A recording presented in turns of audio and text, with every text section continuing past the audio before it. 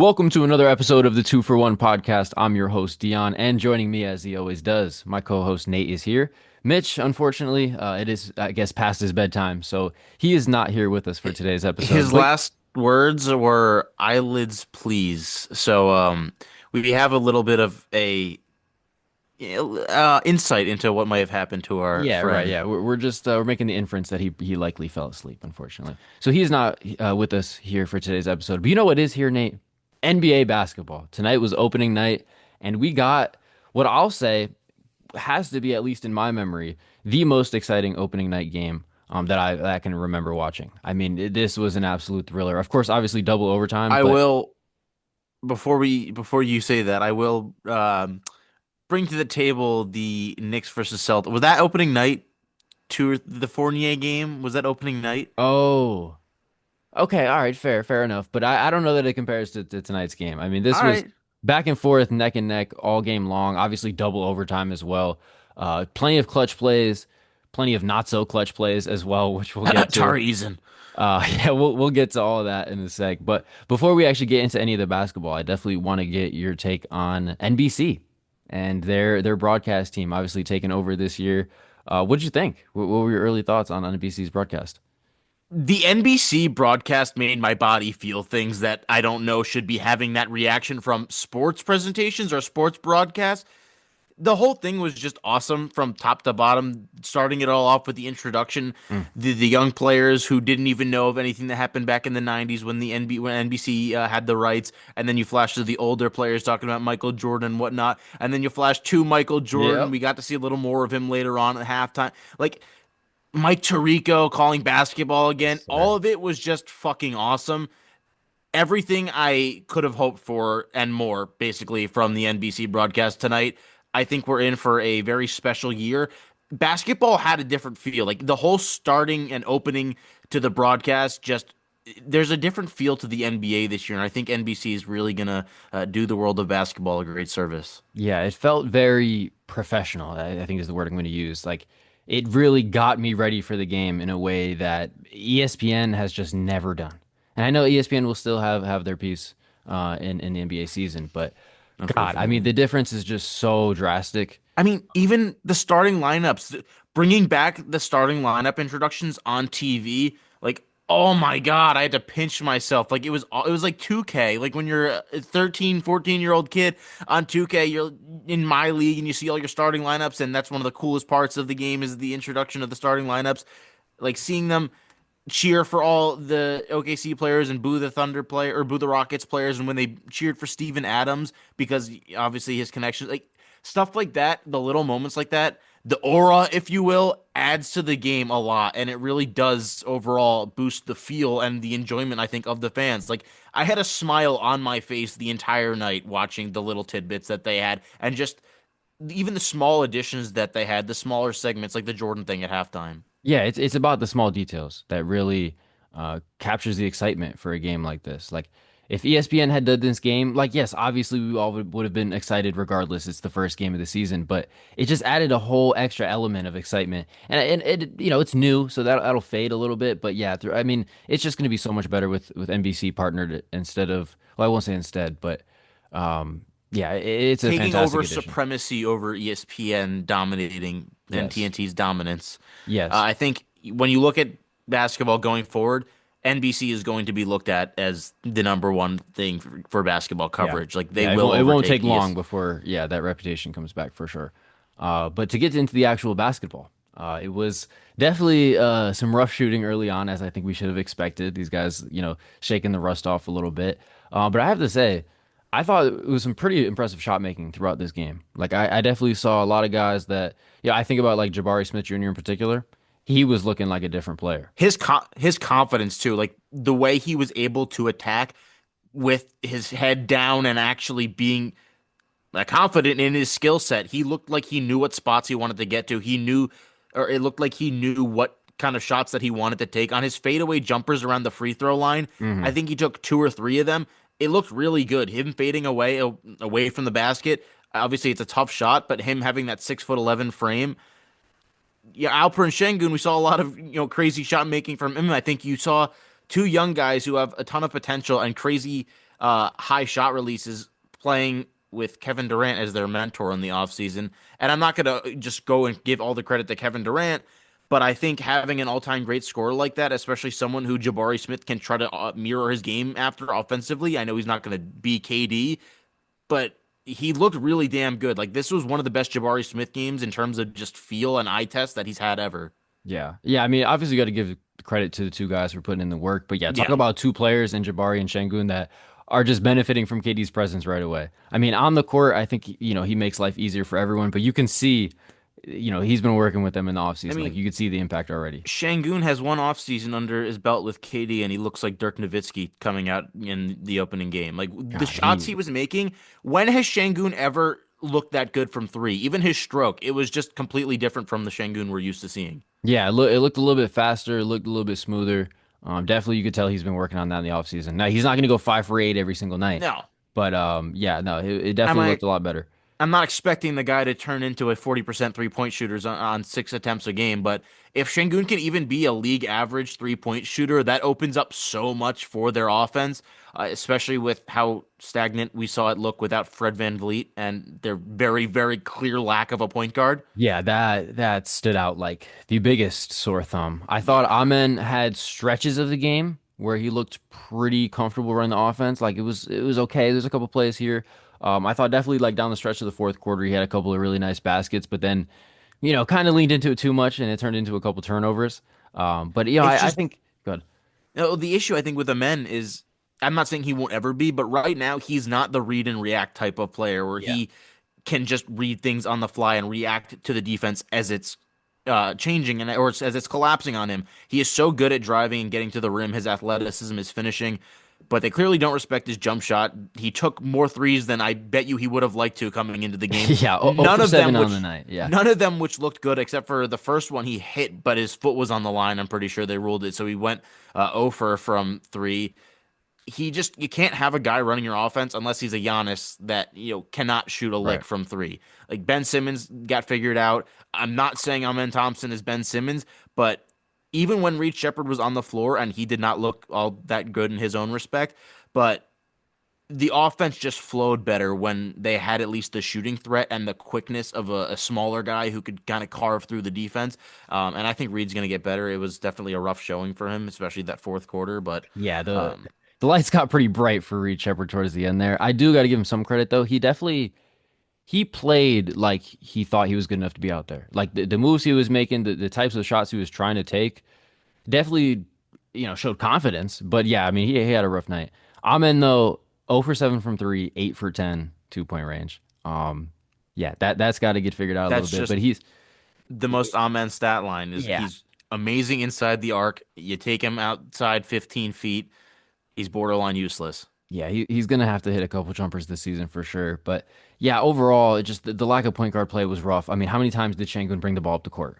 Too many is the answer. That was another point I was going to make is that Şengün, as good as he was, you cannot have him running, the ball up and down the court. He was their legitimate number one ball handler for a Yeah. lot of the game, and I saw people on fucking Twitter saying the Rockets need to give KD the ball more and let him handle. Like KD is not a good primary ball handler. Like No. if KD has to have the ball in his hands for too long, that's when KD's at his worst. So I was glad that they didn't kind of overuse him in that regard. But Lou Dort was clamping him all night. I mean, KD still made the shots that KD's gonna make, but he definitely didn't have allowed 20-ish points or whatever he ended up finishing. I think 23 he finished Yeah, I with. finished with 23 on 16 shots, and I think of those 16, two or three of them came in the fourth quarter in the two overtimes. Like he was very, very quiet down the stretch. Well, he was loud in the wrong ways, I would say. Yeah, I was, Yeah, that's the thing with KD is like obviously he's an all-time great scorer, but he's not as far as superstars go at least, he's not a just put the ball in his hands and let him go to work kind of thing. Like he kind of definitely like could use someone to help him set up a little bit.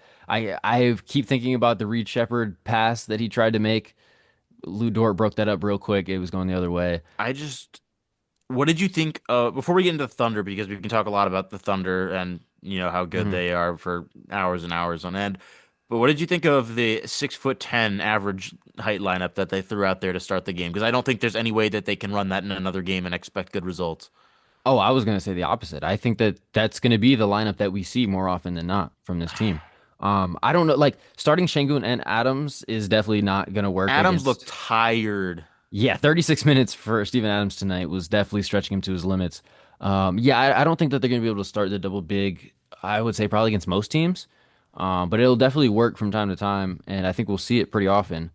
But The even if it's defense not was Steven Adams, it's going to be Atari Eason or even like Josh Okogie getting 20 minutes tonight. Shout out Josh Okogie. He was, Okogie's defense was actually not bad either. yeah, it Like he's was a very good much player. needed in the absence of Amin Thompson down the stretch. I guess he got a cramp.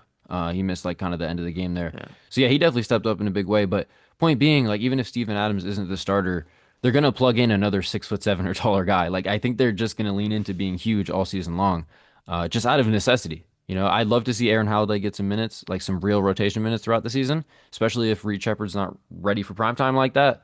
But for the most part, like that's really all this team has is a bunch of 6'7" and up dudes. So I think we're gonna see a ton of it throughout the season. Yes, exactly, six I seven. fucking hate that. Yeah, I'm sorry. I hope no one Uh, sees that. But I think the ideal world would be Reed is good enough to be a starting point guard this season. I just don't think it's going to happen. As high as I am on, or as high as I am on Reed, I guess I was expecting him to.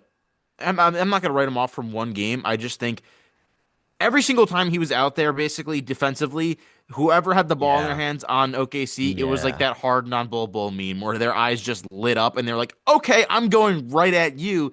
And if they're gonna have this defensive identity where it's gonna be hell to score on, and we also have the Kevin Durant slash Alperen Sengun button when we need it, Reed does definitely take away from how good they can be defensively, especially when that's your starting five. I didn't hate the tempo that the starting five set with how good the defense was. It's just the offense was really, really a tough watch at times. But on the other side of that, it was also really hard for OKC to get good looks over that kind of height. And we also saw they moved pretty well, especially when you have Steven Adams and Alperen Şengün. The foot speed might be a little bit of a concern. I think defensively was really good. Offensively, really not so good. Yeah, I mean, I think any game where OKC is taking over 53s, I think the other team lives with that as a result. Like I think definitely Houston's size was a factor there. They went to zone a few times too, especially down the stretch, which I thought was interesting. I think it was pretty effective. Usually, I'm not really an advocate for zone defense for more than like a possession or two at a time, but it definitely seemed to work as far as just like stifling SGA's game, just kind of forcing the ball out of his hands. But yeah, I mean, a lot of threes from OKC. And I mean, both teams struggled to shoot the ball, which I think was probably to be expected for an opening night game. But 52 threes, that's definitely not how OKC wants to play. But they were able to get it done because I think, defensively they were pretty solid as well. Hartenstein and Chet fouling out in this game definitely made it a little bit dicey towards the end. Jalen Williams had to check in for a few minutes there. But yeah, I thought Lou Dort, especially defensively. I mean, he was kind of a disaster on his own end of the floor offensively, 0 for 8 from three. But I thought his defense on KD was fantastic. Caruso getting the Şengün assignment, I thought was pretty interesting. He pretty much had him the whole game, and Şengün had a great game. But I mean, Caruso definitely had a couple moments that I He think helped had turn the tide. Yeah, a few like the rip steals or just the Right. deflections that OKC does so well. I mean, how Mhm. many times tonight did we see them just knock the ball loose because because Houston didn't have a real, go-to ball handler? Like, if they had Fred VanVleet, probably four or five of those turnovers just don't happen because or simply based on the fact that Fred's handle is stronger and tighter than any other guy on the Mhm. Rockets. So you had Şengün bringing it up where he was just swarmed. Same thing with Kevin. They did it with everyone on the team. Amen had trouble with it too. There was no answer for OKC's full court pressure. I was actually surprised to not see OKC picking up 94 feet more like they did last season. Like you see the issues that Houston had with the ball handlers and with their ball security. I thought OKC could have won the game in regulation if they just added more pressure. It felt like they were very conservative in their approach. Mhm. Again, it's game one, so I kind of understand that. But OKC definitely played with their food a bit tonight. Yeah, I think so. Honestly, yeah, I think if Fred VanVleet was in this game, I think the Rockets win by double digits, to be honest, Yeah, because that was such a huge swing of just like the Rockets just not having there was that just level of playmaking. they weren't quite at what we're used to seeing last year, but because they had the Kevin Durant button where they could just push it. And there's a few times just at the end of the shot clock, it was give it to KD. Mhm. He'd create some bullshit in the mid range and he'd go in That over and three one that he people. hit going to the basket where his body is like completely turned and he just flicks it up. I mean, Him and Luca are the two I consistently see. We'll talk about Luca too in just a bit, but the two players I see consistently, other than like Jokic, who are the big guys that they don't count, where they're just no matter what way their body is facing the basket, their elbow is always still square identically to the basket, and Hmm. they're still able to like I fucking KD and Luca are the two players that I just marvel at every single time I watch. Again, it didn't finish great for KD with the almost Chris Webbering. Yeah, we got it. We got to talk about that. I mean, very clearly called the timeout with 2 seconds left and no timeouts remaining. But I guess because the refs didn't acknowledge it, it doesn't count as a Chris Webber situation. No, Probably should have. Probably should have. But we got it. We got 5 minutes of extra basketball out of it. I mean, this was such a great game, man. Like yeah. I the, didn't the want the game to end. I was glad they didn't let that end on technical free throws. yeah. I mean, it ended on SGA free throws I nonetheless, was which is just pretty gonna say, poetic. how funny would NBA opening night be if it ended on Shea Gilgeous-Alexander trip to the free throw line? Well, it pretty much did. I mean, he still got those last two free throws at the end to seal it. I think there was, 2 seconds left, but um, He also just playing with his food. Like that first half looked awful. Then second half flipped the switch mhm, back. That's the MVP. There you go. right. No one could stop Missed a him in the. ton of free throws too. What do you go like 7 of 12 at the line or I don't know eight? the exact number, but I don't remember the last time I saw SGA that inconsistent from the line in a Right. game.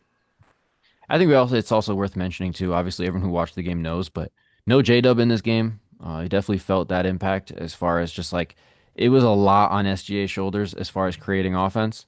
Like I And thought, go ahead. Chet did a great job at first. Like the first half, Chet was Yeah. awesome. And then second half, Chet was on the back of a milk carton. Where is this man? Yeah, it definitely faded in the second. He was really hot to start the game, and then obviously fouling out. But I think like yeah, once Chet left the game, it was just really all squared in on SGA. That's when you started to see more zone, more trapping on SGA, How and many yeah, just the presence of J-Dub was really missing. I think in this how many game. guys did actually foul out? So KD fouled out, Chet, Chet fouled out. Was there one? Hartenstein, I thought there was one more. Or Hartenstein Şengün. Oh fouled no, out. Şengün had five. Şengün had five. He was about to. So. Yeah, Hartenstein fouled out right at the end there. Oh, Jalen and Williams yeah, checked him. back in. Yeah. Um, Yeah, I mean this was such a fun game too. Like I don't think any team had more than like a 7 point lead. I think the Rockets had a 7 point lead at one point, and that was the biggest lead. It was just so much fun, man. Like I could not have asked for a better game to get me back into to NBA basketball. It was Yeah, fantastic. and I think as much as it would have been nice for Houston to get the win on opening night, losing in double overtime to the defending champs isn't, Yeah. really Yeah, anything no, to I be think laughed you got at to feel over. pretty good if you're the Rockets. You Because came into OKC on ring night. You had the lead for most of the game, and even after the OKC went on their run, you still hung in there for two overtimes. Like, yeah, no J-Dub, sure, but I think if you're Houston, like you feel pretty good about where you're at game one.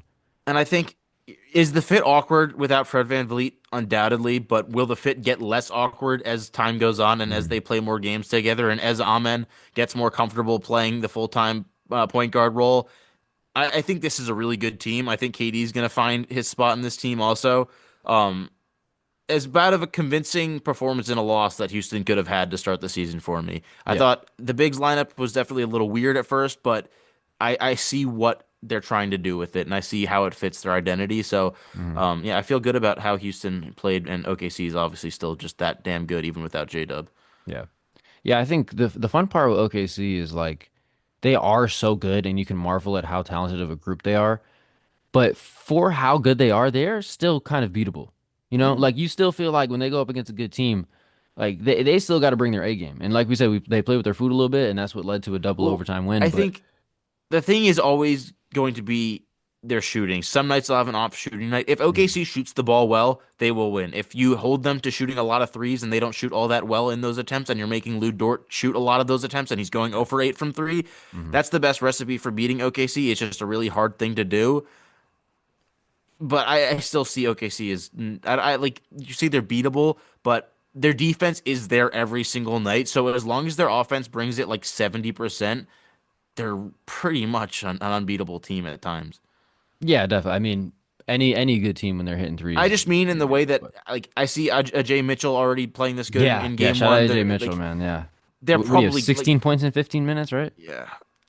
All I meant to say is that I think the Thunder are probably going to be better this year than they were last year. Yeah. I mean, that's yeah, undoubtedly. I think without question. Let's move to But that's the one game, so yeah, yeah, go to the yeah, next let's go one. ahead and move to the nightcap. Lakers versus, or should I say, Luka Doncic versus the Warriors. And yeah, believe it or not, the team that had five players instead of one came out on top. Not like the greatest start to finish game from Steph Curry, but he definitely had his fingerprint on this game. Like he had a couple stretches where it was like, oh shit, it's Curry time. But Dude, that's overall, this so was really terrible. just it was I just a bunch of guys, just a bunch of 2K generated guys surrounding Luca, and then it just wasn't enough. I mean, I think at one point Luca had 31 points out of the Lakers 63, so damn near half their points, like midway through the third quarter, whatever it was.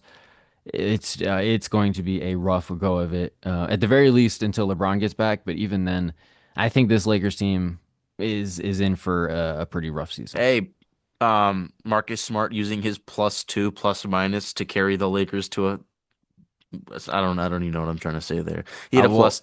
Marcus Smart was the only Laker tonight with a plus, a positive plus minus. So, okay. Shout out Lakers to fans, Marcus Smart. take your small victories. You have Yeah. your defensive stoppers back. Yeah, Lucas Smart Lucas. Lucas Uh Smart. Marcus Smart is not completely washed. So that is definitely a small victory if you're a Lakers fan. I don't know what else there would really be to point to. Like, Dude, there's nothing. I mean, Laravia had one nice sequence where he yeah, had a that's yeah. three. Austin Reeves, I guess, didn't look bad again. Austin Reeves is good. I think we knew that though. Like Yeah, but I mean, DeAndre I Ayton, this was like the quintessential DeAndre Ayton performance. I Like was gonna say I saw a tweet that said over under 3.5 games until Lakers fans find DeAndre Ayton's home address. under. Give me a hard under on that one. I like he was the most obvious Lakers fans are going to hate this guy player of Hmm. all time because he doesn't give effort. He doesn't rebound well, even though he averages 10 rebounds a game, and it would lead you to believe that he's actually a Yeah, good rebounder. he's so weird in the way that like if you just looked at his box scores, you'd be like, oh no, he's a pretty productive player. Yeah, he shot 5 for 7 from the field. He decent game, whatever. But it's all the stuff that he doesn't do. Like it's the Like rebounds he doesn't grab. the It's two the free screens that throws he that he doesn't missed. set. Yeah, it's the missed free throws. It's the like not rolling hard after you do set a screen when you actually do. It's the cluelessness on the ball. Like the ball goes off the rim and he goes and looks at it like a fucking chicken with its head cut off. What bothers me more is on the rare occasion where he does set a good screen and he does actually roll to the basket, so many times he'll catch the ball inside the paint and he commits the cardinal sin. Everyone who's ever played basketball can remember their coach drilling this into them. When you get the ball, especially as a big man, you do not bring it below your waist. He loves to bring the ball He loves down. to make himself 6'4" for no reason. It's oh my God, it would drive me insane if I ever rooted for a team with DeAndre Ayton on it. It's oh, it drives me crazy. It's one of my I call it It's an the ick, I same. don't know, Well, but it the drives me crazy to see him catch the ball in the paint, drop the ball below his waist, and then all of a sudden there's people fighting for the ball. Like, oh well, it's not the God. same thing, but he does this too, where he shies away from contact anyways on the Hmm. shots. Like Porzingis loves to do this, where he'll have a 6'4" guy guarding him, and it's one dribble back down, fade away, try it off the glass. Like, dude, you're 250 pounds and you're 7 foot tall. You can at least get in the dunker spot and know where to be when a rebound goes up. Yeah, it's infuriating. I mean, he's gonna have like the occasional good game for sure, where like Luca's just Yeah, spoon feeding him layups at the sure, rim. they'll play a game against the Washington Wizards in March, and he'll have 30 and 19, and I'm sure that Lakers fans will be like, "Wow, this guy's going to win us a game in the playoffs if they get there." But DeAndre Ayton is just fool's gold. Oh my God, like the definition of it, man. But yeah, I think with him having this Lakers spotlight on him, I think everyone will kind of come around on the player that he really is. Well, I don't I think it'll mean, take long before we're all kind of consensus on who DeAndre Ayton is. I hate to do it after one game, but I've been kind of waiting for it to happen so I could say this. Not like I've been preying on his downfall, but I'm just so out on Ayton after trying to be buy some people back in last year for whatever reason, whatever compelled me to try and get people to buy Ayton stock with his Hmm. last year with the Blazers. It's just you play against one of the most exploitable teams with some of the least size in the Warriors in game one. Like I said, the Rockets couldn't have had a more convincing loss. DeAndre Ayton couldn't have had, I guess, performance in a loss. DeAndre Ayton couldn't have had less of a convincing performance in a loss, where it's just you had every opportunity to not even just dominate the game, but at least be a positive impact. You have Al Horford and Quentin Post as the only dudes in the paint, and you can't get me more than Hey, six don't rebounds and say 30. Al Horford's name like that, all right? I Okay, didn't like your tone, he's okay? 38 years old. I'm going to say Al Yeah. Horford's name like that. You can't give me more than 6 rebounds in 34 minutes. Yeah, You get minutes doubled up by restriction, Al Luca. Horford and Quentin Post, and a lot of Like it Draymond at doesn't get center. easier than that. Is my point where it Yeah, would be like, oh, it's just one game, but this is who DeAndre Ayton is, and it's who he's ever it's been since he left or since Chris Paul left Phoenix. right. Yeah, I mean, I would say this is just in his DNA, but yeah, I mean, ever since Got loyalty inside my DNA. I got no dog in I my got no DNA. rebounds. I got no free Yeah. throws inside my DNA. Oh God, I got 4 turnovers in my DNA. Yeah, he's gonna be a painful watch for Lakers fans all year. But the problem is, it's not like Jackson Hayes was I lighting was the world on fire. gonna say it's So like you're picking between dog shit and cat piss. yeah, I don't even know who's who, but yeah, I don't know. And then Jackson. I mean, it's at least like, DeAndre Ayton's a decent person, I guess. I mean, I don't know if he is. He actually, I wouldn't call him a bad person for dating a porn star for 2 years, but I wouldn't necessarily say he's a good person for it. is that something DeAndre Ayton did? You didn't know that he was on the No, Zion wave. he was the same girl that was with Zion. No, no, Oh my no, no, God. no. Oh What the jeez. hell is her name? Man, if you said it, I'd be like, yeah, that's the one. Her last name I think is Mills, Yeah. but Oh, Mariah Mariah Mills. Yes. Mariah Mills. Okay, That's wait. So who fuck. Now I'm who gonna get was labeled as DeAndre a gooner. Ayton getting busy with? Is this okay? It's I NBA opening night, and we're digging into the relationships between DeAndre Ayton and an adult film star. oh jeez. Yeah, I did not know about that, but that it doesn't surprise me at all. I'm not doubting you for a second. Um, Is this wow. maybe this is a crazy statement, but DeAndre Ayton is probably like if I hadn't known about this, he'd be on my top 5 list of NBA players I'd expect to date a porn star. Yeah, maybe. I don't know. Like he, Oh, seen in videos, Kat Leah, who has been described, she described him as her boyfriend. Hmm, not familiar with her work. I don't know who this is, but I just know that She she makes does adult bad content. things She makes for adult money. content.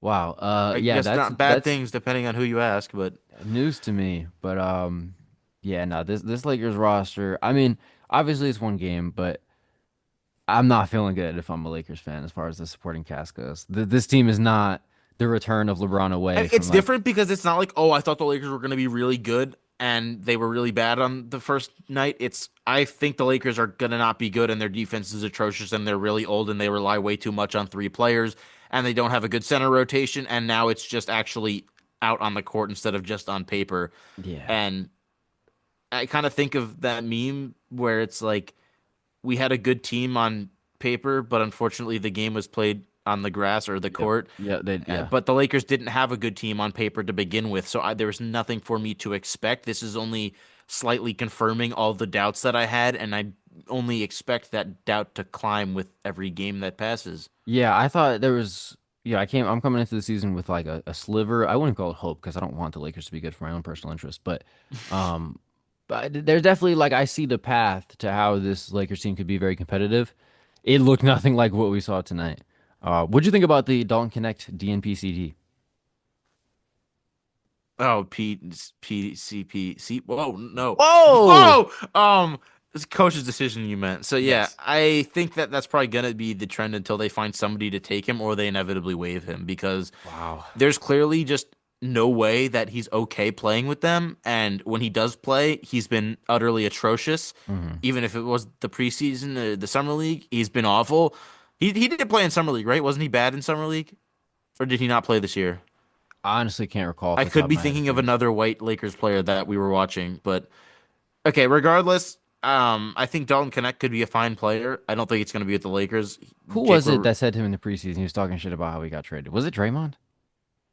oh yeah, he said you got traded and traded back or you got traded and sent back or something like Yeah. that.